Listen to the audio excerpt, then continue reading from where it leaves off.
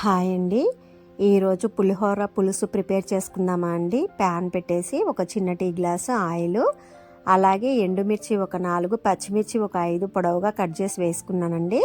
పల్లీలు వచ్చేసి ఒక చిన్న టీ గ్లాసు, పచ్చిశనగపప్పు, జీలకర్ర, తాలింపు గింజలు, కరివేపాకు, అలాగే కొంచెం ఇంగువ, మెంతి పొడి ఒక హాఫ్ స్పూన్ వేసుకున్న తర్వాత సాల్ట్ ఒక స్పూన్ వేసుకొని ఒక 3 నిమ్మకాయల సైజు చింతపండు మనం ప్రిపేర్ చేసి పక్కన పెట్టుకుందామండి పులుసు.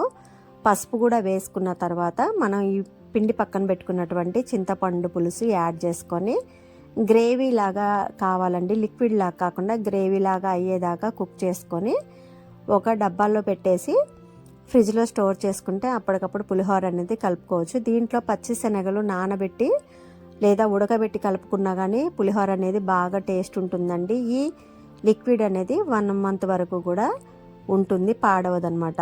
అప్పటికప్పుడు మనం ప్రిపేర్ చేసుకోవచ్చు. ఎటైనా వెళ్ళాలనుకున్నప్పుడు ఇలా తయారు చేసి పక్కన పెట్టుకొని రైస్లో కలుపుకోవచ్చండి. Thanks for watching.